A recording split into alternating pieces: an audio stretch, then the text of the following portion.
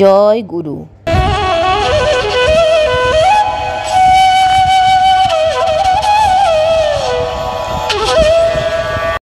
শ্রী শ্রী কুলদানন্দ ব্রহ্মচারী রচিত গুরু সঙ্গ থেকে পাঠ, দ্বিতীয় খণ্ড, ক্ষুধার্ত শালগ্রাম। একদিন সকালবেলা আসনে বসিয়া নাম করিতেছি, যজ্ঞধূমের অতি পবিত্র গন্ধ পাইতে লাগিলাম। কোথা হইতে এই গন্ধ আসিতেছে অনুসন্ধান করিয়া কিছুই জানিতে পারিলাম না। অন্য কোথাও এই গন্ধ নাই, শুধু ঠাকুর ঘরেই সুগন্ধ গম গম করিতেছে। প্রাতঃকাল হইতে সন্ধ্যা পর্যন্ত একইভাবে সমস্ত দিন এই আশ্চর্য গন্ধ রহিল। গন্ধের গুণে চিত্ত প্রফুল্ল হইতে লাগিল। সকলেই ঠাকুর ঘরে সারাদিন এই গন্ধ পাইয়া বিস্মিত হইলেন। গন্ধের কোনো প্রকার কারণ স্থির করিতে না পারিয়া দাদা বলিলেন, ইহা আমার শালগ্রাম ঠাকুরের গায়ের গন্ধ। তাহা না হইলে ঘরের বারান্দার পর্যন্ত এই গন্ধ নাই কেন? আমি দাদার কথা শুনিয়া হাসিতে লাগিলাম। দাদা তখন শালগ্রামের বিষয়ে বলিতে লাগিলেন, আমার নারায়ণকে তুমি বিশ্বাস করো না? আমিও উহাকে পাথর ভিন্ন কিছুই মনে করিতাম না, কিন্তু এখন শালগ্রামের আশ্চর্য প্রভাব দেখিয়া বিশ্বাস না করিয়া পারিতেছি না। একদিন হঠাৎ একটি দীর্ঘাকৃতি জটাজুটোধারী সৌম্যমূর্তি সন্ন্যাসী আসিয়া আমাকে ডাকিতে লাগিলেন। আমি তাহার নিকট উপস্থিত হওয়া মাত্র তিনি শালগ্রামটি আমার হাতে দিয়া বলিলেন, এই শালগ্রাম ঘরে রাখিয়া আপনি সেবা পূজা করুন, আপনার বিশেষ কল্যাণ হইবে। আমি ওসব বিশ্বাস করি না, সেবা পূজাও করিতে পারিব না বলিয়া উহা লইতে অস্বীকার করিলাম। তিনি বলিলেন, আচ্ছা, আপনি শুধু এই চক্রটি ঘরে রাখিয়া দিন, ইনি নিজেই নিজের সেবা পূজার ব্যবস্থা করিয়া লইবেন। আমি সন্ন্যাসীর কথা মতো ঘরের একটি স্থানে উহা রাখিয়া দিলাম। খোঁজ খবর কিছুই রাখিতাম না। একদিন রাত্রে শালগ্রাম স্বপ্ন দিলেন, দেখো, এই আবর্জনার ভেতরে আমাকে ফেলে দিয়েছ। সকালে উঠিয়া আবর্জনার ভিতর হইতে শালগ্রামটি লইয়া আসিলাম। কে কখন কিভাবে উহা ফেলিয়া দিয়াছিল কিছুই জানি না, তাই একটু আশ্চর্য হইলাম।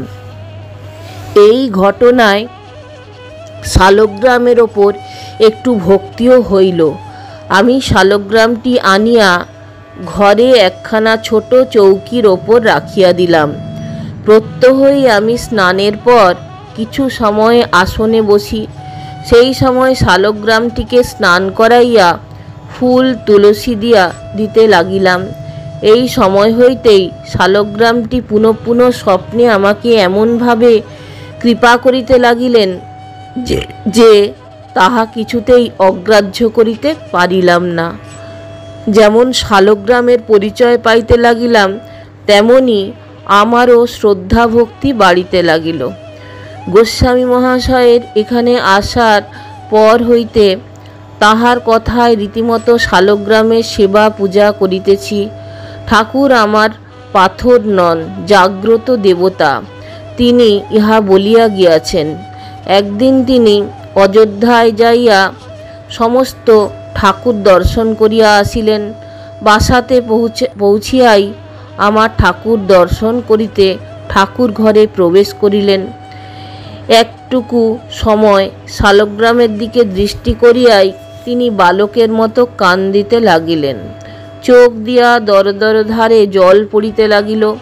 তিনি ব্যস্ত হইয়া এদিক ওদিক তাকাইয়া পরে নিজের আলখোল্লার পকেটে হাত দিলেন এবং কিছু পেঁড়া বরফি বাহির করিয়া ঠাকুরের কাছে ধরিলেন।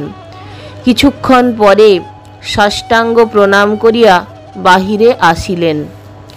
মিষ্টি কোথায় পাইলেন আমরা জিজ্ঞাসা করিলাম।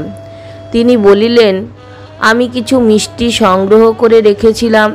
ঠাকুর ঘরে যেতেই ঠাকুর প্রকাশ হয়ে আমার নিকট দুহাত পেতে বললেন, শীঘ্র আমাকে কিছু খেতে দাও, অনেক দিন আমি উপবাসী আছি। ইহারা আমাকে খেতে দেয় না। আমার পকেটে যাহা ছিল তাহাই নারায়ণকে দিলাম। সমস্ত মন্দির ও দেবালয় দেখে এলাম, কিন্তু এরূপটি আর কোথাও দেখলাম না।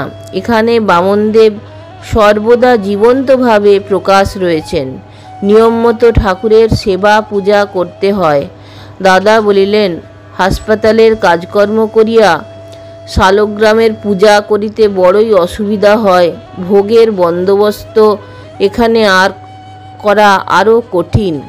গোসাই এই কথা শুনিয়া বলিলেন, হাসপাতালে যাওয়ার পূর্বে হাত মুখ ধুয়ে কাপড় ছেড়ে একবার গিয়ে নারায়ণকে স্নান করায়ে চন্দন তুলসী দিবেন, আর একটু মিষ্টি ও জল তুলসী নিবেদন করে দিলেই হবে। আমি গোস্বামী মহাশয়ের কথা মতোই এখন শালগ্রামের পূজা করিতেছি। আমি দাদাকে বলিলাম, এখানে যখন ঠাকুর আসিয়াছিলেন তখন তার সঙ্গে আর কে কে ছিলেন? বাসায় সুবিধা মতো সকলের থাকার ব্যবস্থা হয়েছিল তো? ঠাকুর কোথায় কোথায় গিয়েছিলেন, সারাদিন কোথায় কোথায় বেড়াতেন, এ সকল বিষয় জানিতে ইচ্ছা হয়। বন্ধুগণ, যদি ভালো লাগে তাহলে অবশ্যই চ্যানেলটা একটা লাইক, শেয়ার, সাবস্ক্রাইব করে সঙ্গে থাকবেন। সকলকে চ্যানেলটা দেখবার জন্য অজস্র ধন্যবাদ। নমস্কার।